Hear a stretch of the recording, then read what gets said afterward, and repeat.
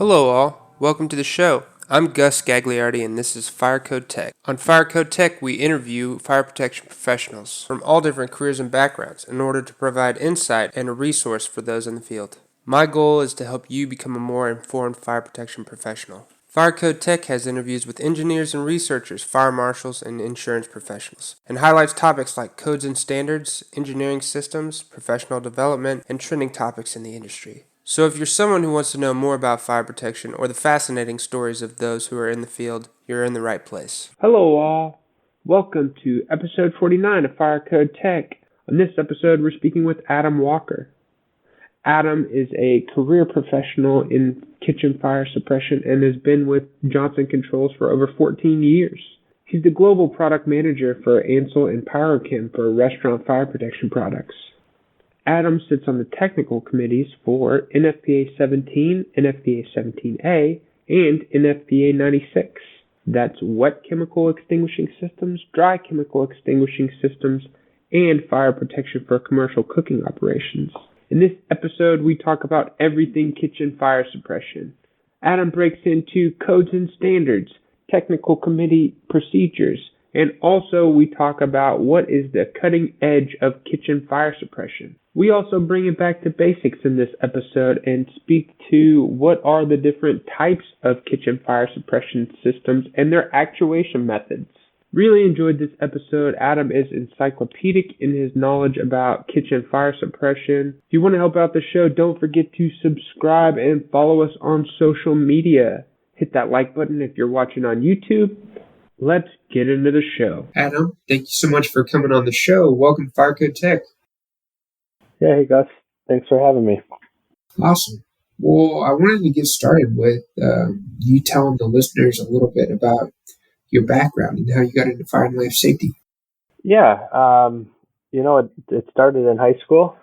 We had a local college that had a program for fire protection engineering, and they would do kind of show and tells at the various high schools. Had a lot of family in the business, being local, piqued some interest, so I followed it, and here we are today. So I went through that program and then continued on through business as well. Gotcha. Makes sense. Yeah, so like what kind of, so you went to school at, what program was it? Was it the Maryland program? No, it was in little old Marinette, Wisconsin, about 60 miles north of Green Bay, right on the Michigan border. And it is the only fire protection engineering technology associates program in the world. So we had students from all over the globe that would come and attend this program. And then they moved it to the Green Bay, Wisconsin campus. And then due to lack of enrollment have postponed that program. Oh man, that's unfortunate. It's so few opportunities to go and get a formal education about fire protection, whether it be technology or engineering. So that's sad to hear that. Yeah, absolutely. It was a huge progression for it. It was a huge opportunity for ANSUL being located where we are, Marinette, Wisconsin, with that tech school right around the corner. Right, we could get a ton of graduates as employees in the field and essentially hit the ground running. Yeah, it's. I went to school at Oklahoma State University, and there's just so few technology programs. I mean, across the states, I mean, there's just a handful. So I think there should really be some more of those programs. It's sad to see that one didn't pan out. Yeah, absolutely. But I wanted to ask you about, your work history a little bit. Could you give me a little bit of background on some of the roles that you've held during your time in your career? Yeah, so I kind of alluded to my education a little bit there, right? So right out of high school, went into the fire protection engineering program, started at ANSUL in our technical services group, focused on restaurant fire suppression for both the ANSUL and PYRO-CHEM brands. So I would provide our customers with design assistance, technical troubleshooting, design questions, submittal assistance, etc. And did that for about 7.5 years. During that, I was enrolled for business, as I also stated earlier, and then transitioned essentially over to our product management group. So I've been in this area also about 7.5 years, so coming up on 15 with the company, and responsible for our restaurant portfolio globally, with the ANSUL and PYRO-CHEM brands. Spent some time focused on the sustaining type initiatives, the things that keep the lights on, and now have sustaining and also our NPI focus. So what development opportunities we might have across the globe. What does NPI stand for? I don't know anything about sustaining initiatives. Would you mind elaborating on that? Yeah, sure. So the sustaining type things would be modifications to existing products, product enhancements, basically any changes to essentially existing products. And then the MPI would be the development type approach or new product introductions. So ground up development, whether it be technology or application, hazard type, whatever that might be.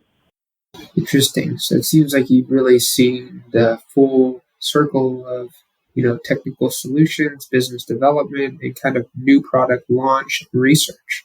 Seems like you have had a full spectrum of what kitchen fire suppression has to offer.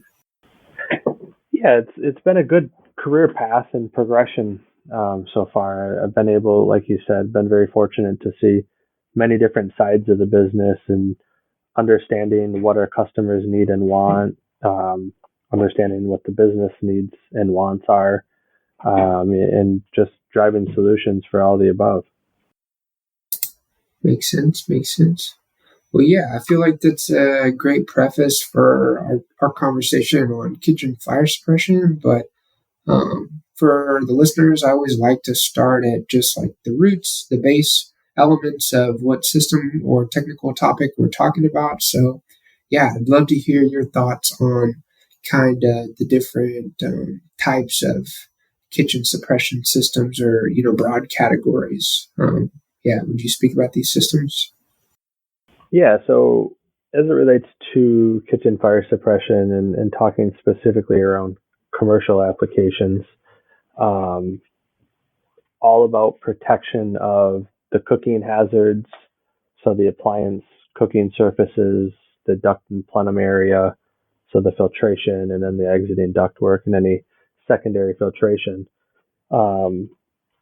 Historically, there had been dry chemical systems, and new codes and standards have obsoleted them. They're not able to pass the current test protocol by the testing agencies, which then introduced wet chemical systems. Wet chemical have been around quite a while, and there's several different manufacturers and types of products on the market.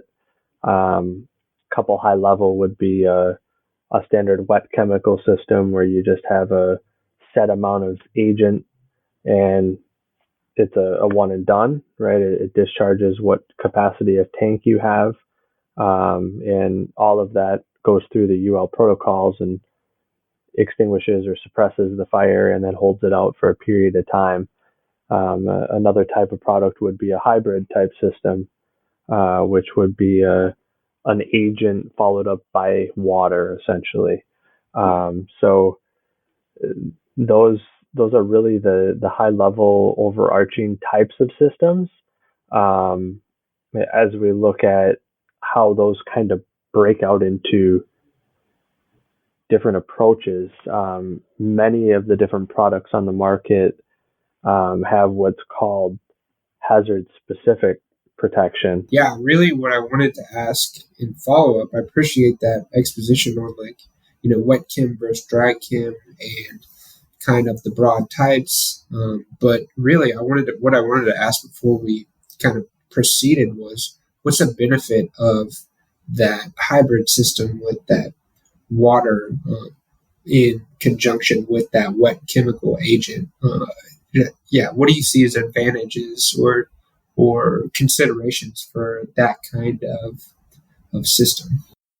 Yeah, so a hybrid type product, specifically a piranha system, that type of a product will have the agent capacity, and then it's followed up immediately by water for cooling. So some of the benefits of that is, number one, it cools 15 times faster than a standard wet chemical system. In addition, it uses less agent, and it also has some protection benefits. So larger protection areas per nozzle. Interesting, very interesting. I wasn't aware of that hybrid type of system. Yeah, so I wanted to break into some more design features of kitchen fire suppression and just ask you, what kind of different approaches or considerations can you use in order to give the user or the operator flexibility in or kind of like modular design with kitchen fire suppression. Yeah, so when we look at protection of appliances, we always have to take into account a couple different factors. Some of those factors being the chef's height, the chef's tolerance and ability to cook, right, without nozzles and pipe drops in their way.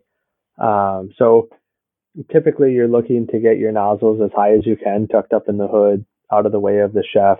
There's many different types of hoods as it relates to proximity.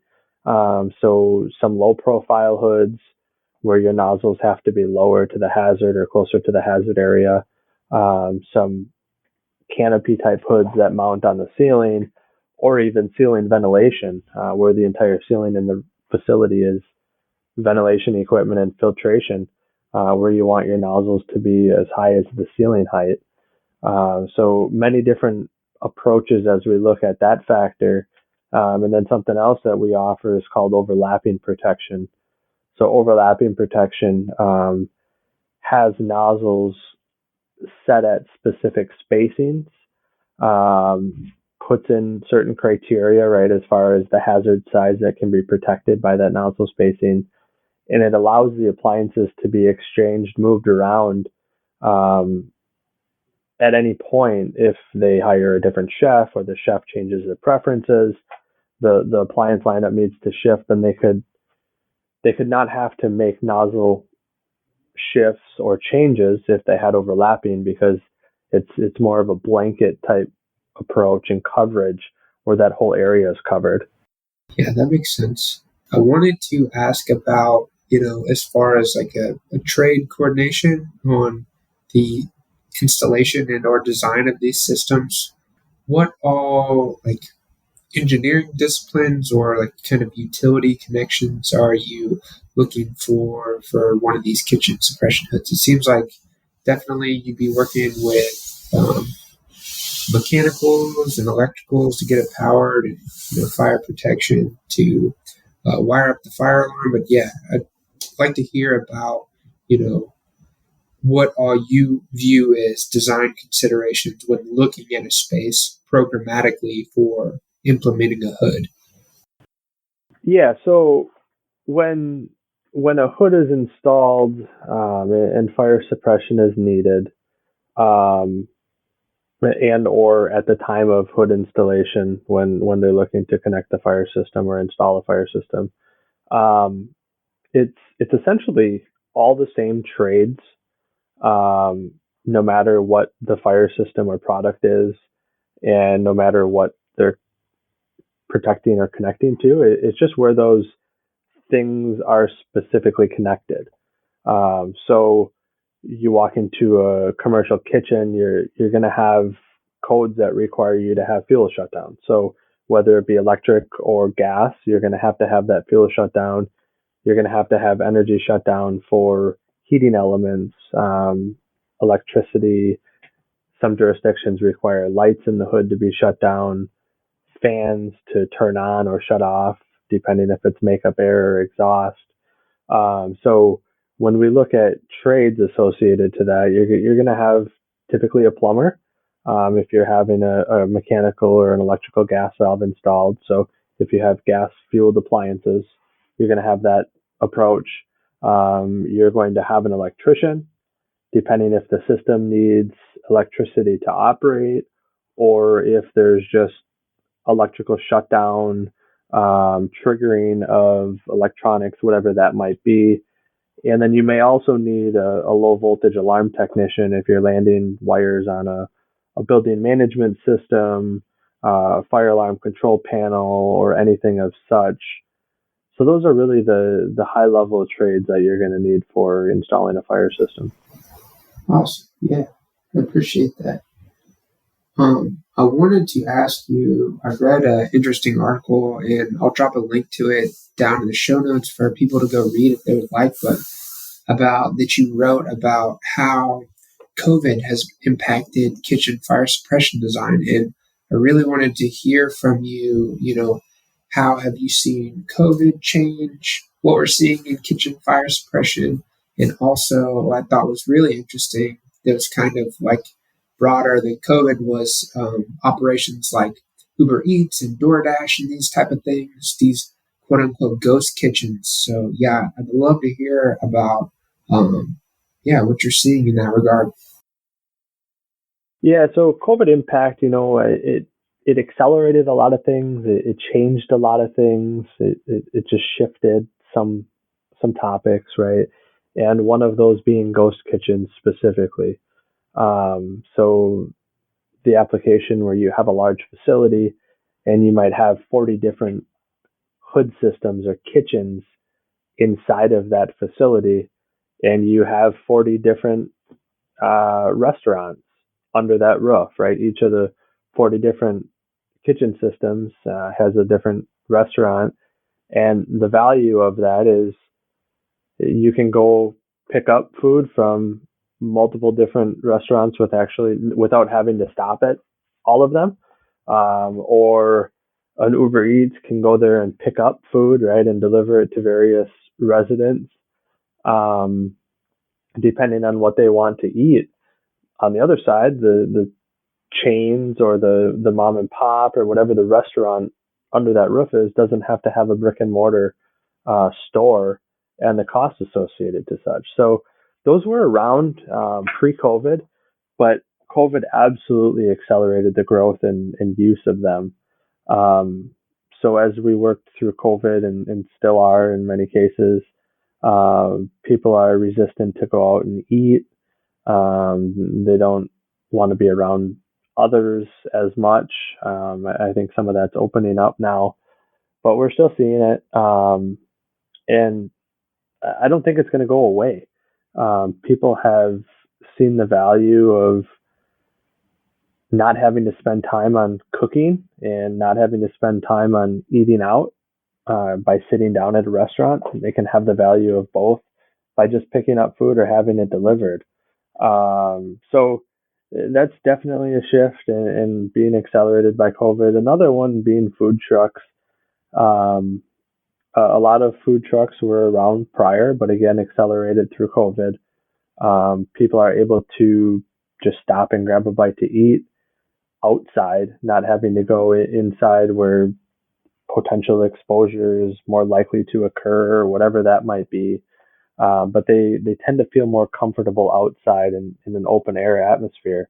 So a lot of growth there. And again, I think we'll see that continue to grow as well. Very interesting. Yeah.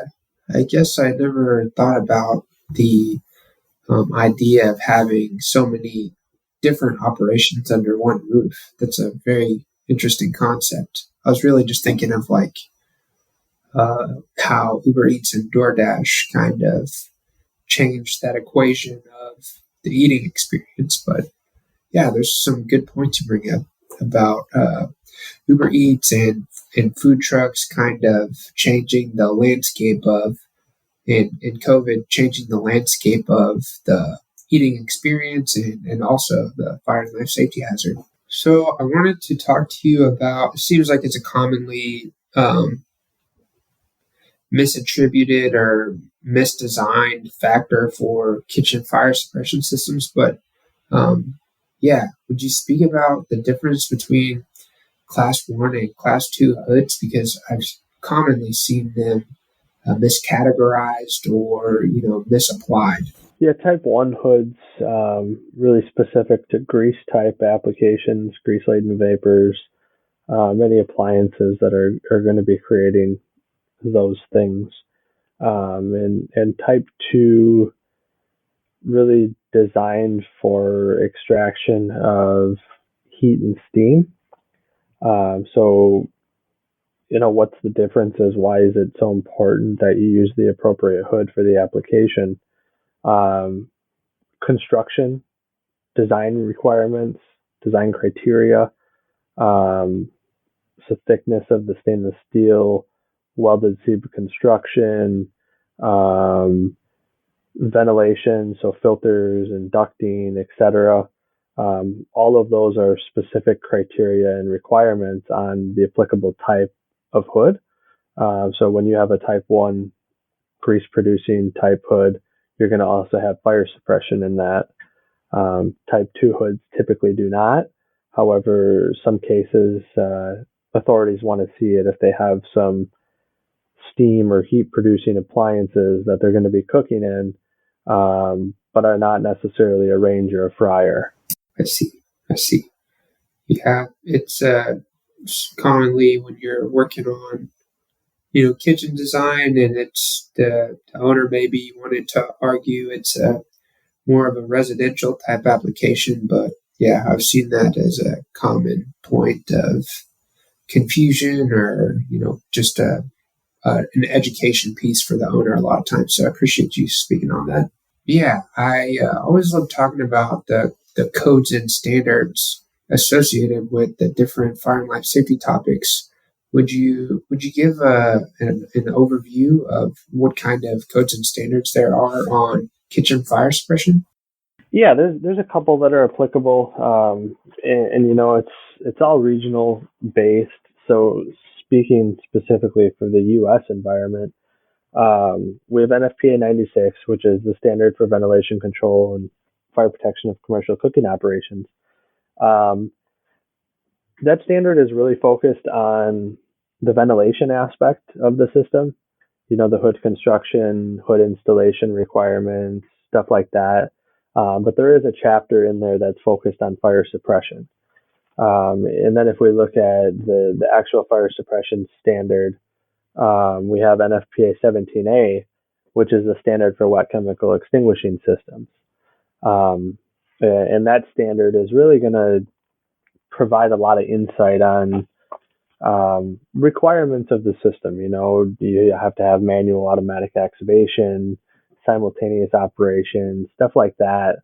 It's going to clearly identify a lot of those requirements. And then kind of the overarching, the building code, that's really going to provide a lot of insight on what needs to be done, how it needs to be done, and just more generic approach of the overall design installation of a building.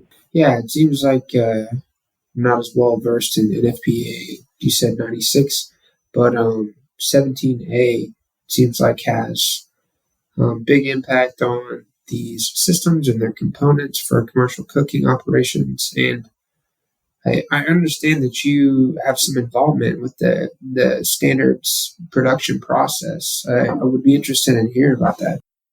Yeah, correct. I'm a principal committee member, voting member for NFPA 1717A and also NFPA 96.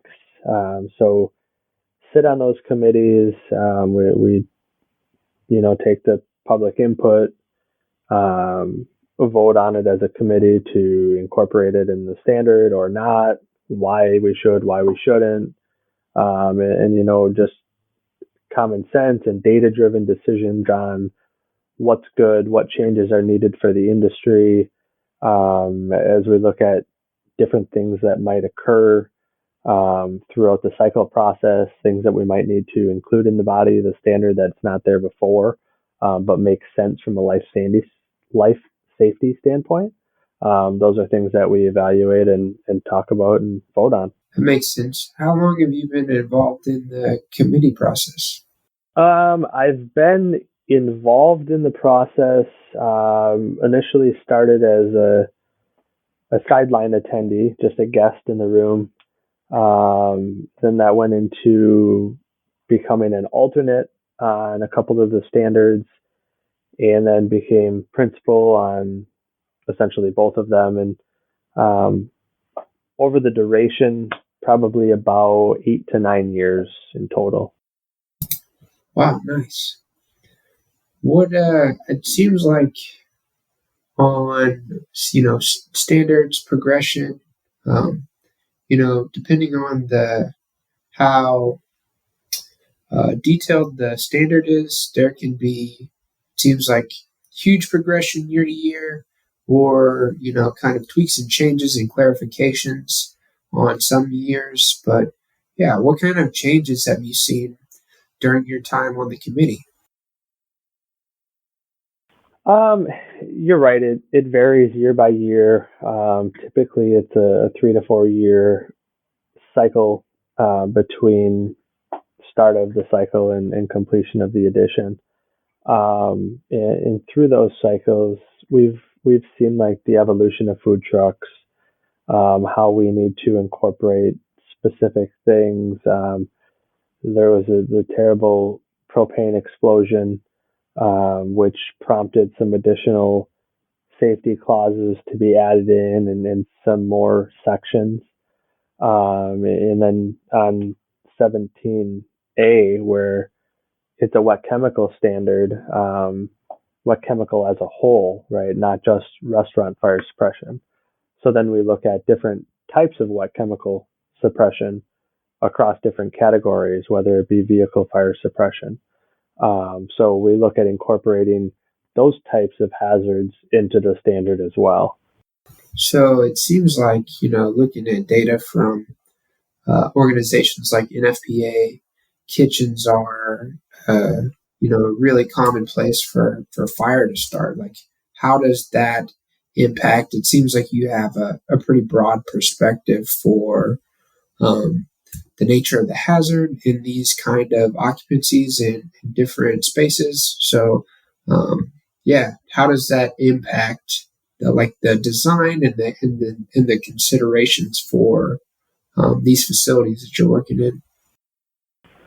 Yeah, when we look at a fire suppression system, so the actual application, the coverages, the functionality, operation of the system is all driven by the test standard, right? So that would be the UL document or the ANSI standard.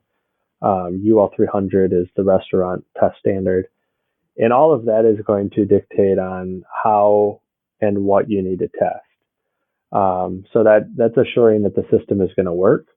And then when you look at a standard such as NFPA 17A and 96, they're going to tell you this is what you need to have. You have to have manual actuation. You have to have automatic actuation. You have to have battery backup if it's electronic, or redundant fusible link detection. So it's really mandating how it's applied, and what requirements are there, whereas the UL standard is already determined that your system is appropriate and tested in accordance to that ANSI standard. That makes sense. I wanted to talk to you about the different actuation methods, because it seems like there is at least a couple different types, since you mentioned actuation, manual, and automatic in your last little piece of exposition. Talk about the two different types of actuation, and just kind of, I understand there's like mechanical and electronic, and you also, mentioned manual. So if you could talk about that and kind of what those look like functionally for these systems. Yeah, so when we talk about actuation of the system, there's essentially two types, right? There's automatic and manual, both of which can be electronic or mechanical. So automatic being the detection method, whatever technology and type you're using, and then manual being physically somebody manually actuating it, whether they're pulling or pushing something, pushing a button, whatever that might be, all of which are essentially going to have the same outcome. So a couple different types of systems on the market would be a cartridge operated approach or a stored pressure type product. And they're going to have the same outcome. Like I said, the agent is going to be expelled through the nozzles, discharging onto the hazard surface. But the means for doing that, so detector detects temperature, triggers the system, either opens a valve or punctures a cartridge, pressurizes the tank or allows the agent to flow, comes out of the nozzles and suppresses the fire. And essentially the same would occur in the event of a pull or a mechanical or a manual operation. You're actuating it intentionally or unintentionally by accident, right? Cart pushes into it, whatever that might be. But the system operates in the same fashion. So either opens a valve or punctures a cartridge, pressurizes the tank or lets the agent flow out through the piping network and out of the nozzles onto the surface. Nice. That makes sense. I wanted to speak to you about inspection, testing, and maintenance for these systems because it seems like this is a topic that can be crucial for the proper activation and the just longevity of this kind of fire suppression application. Would you speak about like common maintenance or testing or inspection features or considerations for these systems? Yeah, each manufacturer is going to have a set list of items that have to occur. Some of that mandated by NFPA standards, some of it mandated by UL standards. And really essentially what it comes down to is you're having to test the operation of the system and look for any type of defects depending on what the interval is. So semi-annually, you're changing or testing depending on what type of detection technology you have. You're checking agent levels or weights or pressures, weighing cartridges if present, testing the pull station's ability to function. So you're either pulling it or pushing a button, whatever it offers. And then you're really just going through the entire workings of the system, right? You're making sure that the fuel shutdown is operating as it should, whether it be mechanical or electrical shutdown. And then you have various components depending on what manufacturer that have to be replaced at those intervals. So you talked a little bit about, integrating with building automation systems. But I just wanted to question you a little bit more on, how these systems kind of interface with fire alarm panels or building automation systems. What does that typically look like? Yeah, it depends on the system.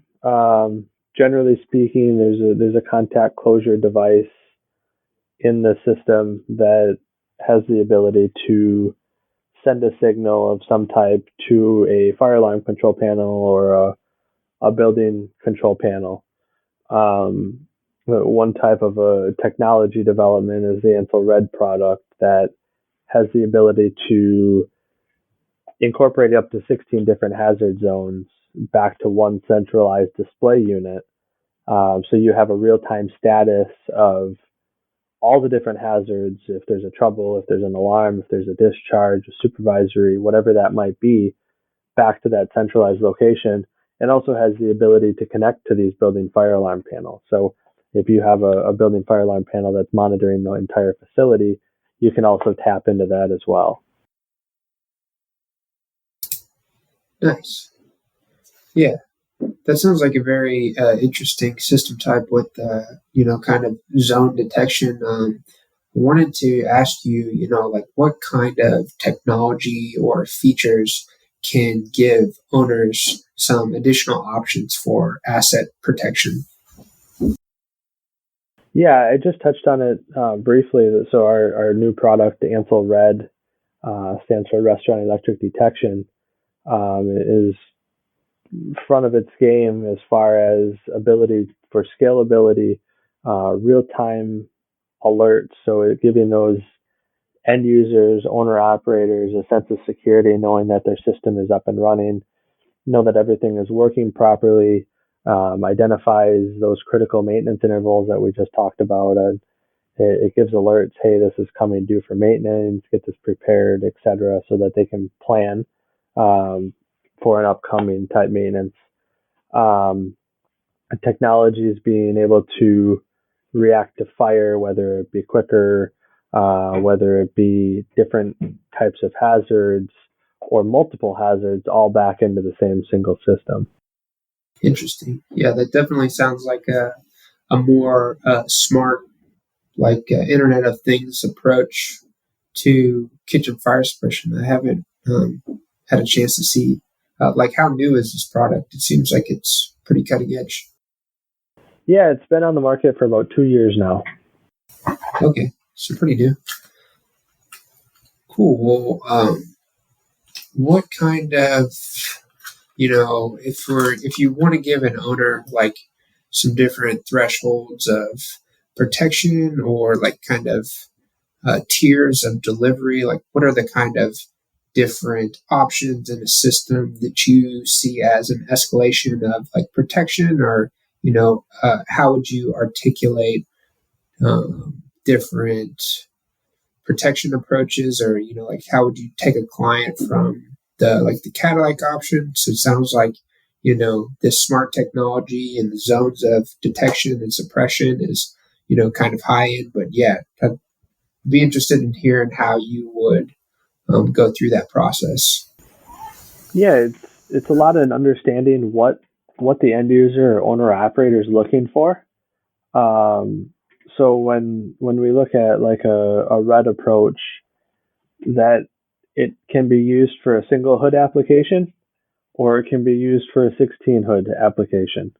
We have a lot of installs of both, and both work great, and the end users are very happy with their investment in it. When you might take a different approach and you look at a wet chemical system, that's where you have to make your decision. So whether it be a steward pressure or a cartridge operated system, there's trade-offs as it relates to coverages. There's not one that has a gamut of coverages that are better than the other, but certain applications offer better protection schemes or more coverage per nozzle. And then obviously, we'll say a step up would be the overlapping option, where you can have all of the appliances shift as you need it without having to make modifications to the appliance lineup or the nozzle lineup rather. What do you see as, are there things technology-wise on the horizon that you're excited about? You talked a little bit about how your new or your most recent role kind of has some development or technology kind of just research procedures. But yeah, is there anything that you see on the horizon, or maybe 5-10 years out, that you are excited about in this kind of technology realm? There's a lot of excitement in the industry, and it pertains to new technology development and also new cooking technologies. So things are becoming more efficient. You might be using less oils, but want to have the same taste, or you want to cook it faster, or you want to have less pollution. So a lot of great things happening, different parts of the world, but specifically in the U.S. All of the above that I just mentioned, and all of that is exciting as it relates to we get to be tasked with how can we protect these changing appliance cooking technologies. That makes sense. It seems like people are pushing the envelope more than ever now with getting creative with cooking, and kind of see people doing this molecular gastronomy type of thing on the internet, and so I can imagine how that would present some unique hazards and unique applications. So we talked a little bit about COVID and what COVID has done, but I wanted to get a sense from you about broadly in the industry what you see as trends or topics that you have your eye on. A lot of it, believe it or not, is the same things as the COVID trends. The ghost kitchens, it's growing greatly everywhere. They're seeing the value of having multiple facilities under one roof, and again, not having to have that brick and mortar cost. Food trucks on the increase, right? That's been happening for years. Don't see it stopping. A lot of self-contained type approaches, products, front of house cooking, some more aesthetically pleasing environments where the chef might be cooking on the other side of the glass or right under a hood in front of all of the patrons that are eating. So a lot of those type applications. Interesting. Yeah, that makes sense. So, you spoke about your involvement with NFPA and kind of the committees and standards process, but are there other professional societies that you're involved with? And what kind of, can you speak to the value of those different professional organizations?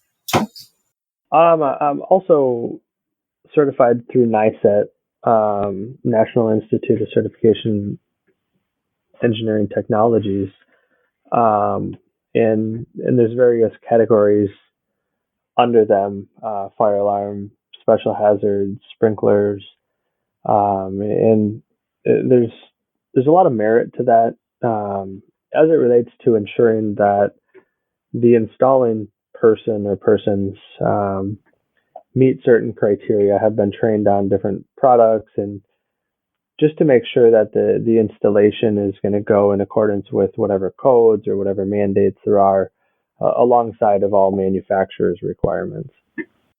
Yeah, that's a great tip. NICET is a big deal, especially for people who are looking to provide a professional edge in their career. They want to use accreditation for career and professional development. Yeah, for sure. Yeah, so seems like you are very well informed on, special hazards and kitchen fire suppression, but where do you like to go to, brush up on technical content or resources? It really depends on what the topic is. I obviously spend a lot of time with NFPA involvement, which drives me to different studies as it relates to industry trends, cooking type of trends, whatever those type of additional or new changing hazards are. And there's a whole list of those types of websites or magazines that I use. And then as it relates to building codes, we have the building code document, and we can review all of the updates and the changes and make recommendations where needed. As it relates to specific products, so when we look to our AHJs, fire marshals that are looking to gather insight on products, technical data sheets, technical literature. Us specifically, we obviously have ANSUL.com, which is a great resource for all of the up-to-date technical literature on all of our products, not just restaurant fire suppression, like you said. Then we also have two other sites that are critical. So one of them being SpecANSUL.com, SPEC ANSUL.com. And on that website, we have all of our specifications, all of our technical data, very one-stop shop. Go grab what you need and see what we have to offer. And then also ANSULRed.com, which is that new red product that I was talking about. Very nice overview video, and then also all of the technical and marketing literature available on that product as well. Awesome. Yeah. I'll throw some links down in the show notes for the people who are interested. I wanted to ask, and this might be out of left field, but do you guys have like Revit models or BIM models for some of these kitchen hood systems? If architects or engineers were looking to incorporate specific ANSUL hoods into their 3D design? Yeah, we do. Depending on what the product is and what the component is, those can be found on those links that we just talked about. And then if there's a specific one that's needed, our technical support group is a great asset for that and can likely get that component developed for whoever needs it. Yeah, so I wanted to ask you a bit more about the UL standards surrounding these kitchen suppression systems, since they seem to be a huge component in how these systems get used and which ones are applicable. So I didn't know if you had any more thoughts on UL 300 or how those standards are laid out and how that kind of impacts product development and that sort of thing. Yeah, we have to keep all those things in mind as we develop products. Depending on what type of product it is, you might have to grab clauses out of different standards.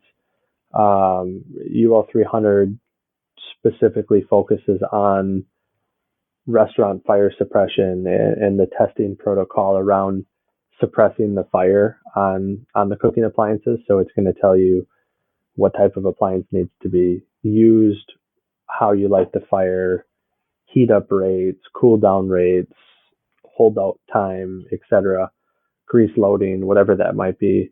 And then you would look at like a UL 1254 if you want to know the details around the mechanical options or the mechanical offerings and functionality of the system.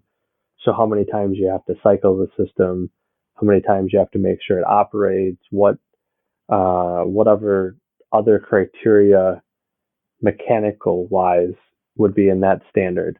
Then as you look at electronics, you might have to pull data out of UL 864, which is going to pertain more to the releasing type panels. So when we're developing product, we have to keep our blinders off. We have to look at all of these various applicable standards and make sure that we're compliant and can meet whatever is needed or whatever changes, make sure that they're realistic and will be approved or needed, etc. And in many cases, we're looking to enhance life safety, never reduce it. And so, is there ever a situation in which you're developing these, new products with smart fire protection, in which you have to get involved with like the creation of a new UL standard, or does it all just kind of fall in line with existing fire suppression UL listings and electronic UL listings? It really depends. So we do have employees on the STP, so the development group for the various UL standards or ANSI standards, providing that insight, influence, and some direction in many cases. And also the other side of it where we might have a specific application that might not be black and white in the standard, isn't going to wait to go through a standard revision or implementation or adoption. So we'll work with UL or that body to come up with a test protocol and program applicable to the hazard. Interesting. Very interesting. Well, Adam, is there anything else that you'd like to talk about that I didn't cover, or anything you'd like to ask me? No, I just want to, genuinely thank you for the time. It's been great, and I hope that we've had some discussion that'll influence or encourage the industry. Provided those resources from our products, and hope everyone will take a look at them. Yeah, definitely. Where can people? Is there like a good contact, or is the email the best place for people to go? Or I mean, not email, but is the website the best place for people to go if they need, kind of technical help or things from you or from ANSUL? Yeah, it is. So if they go to ANSUL.com, they'll be able to get in contact with our tech service group or customer service group or sales for that, whatever specific function they need to tap into. All of those contacts will be on there via email. Awesome. Well, Adam, thank you so much for coming on the podcast. And yeah, it was awesome. It really got into some great detail on the technical part of it, and also projecting to the future, and what the industry kind of has in hold for these unique fire protection systems. Yeah, thank you for the time, and we'll speak soon. Thanks for listening, everybody. Be sure to share the episode with a friend if you enjoyed it. Don't forget that fire protection and life safety is serious business. The views and opinions expressed on this podcast are by no means a professional consultation or a codes and standards interpretation. Be sure to contact a licensed professional if you are getting involved with fire protection and or life safety. Thanks again, and we'll see you next time.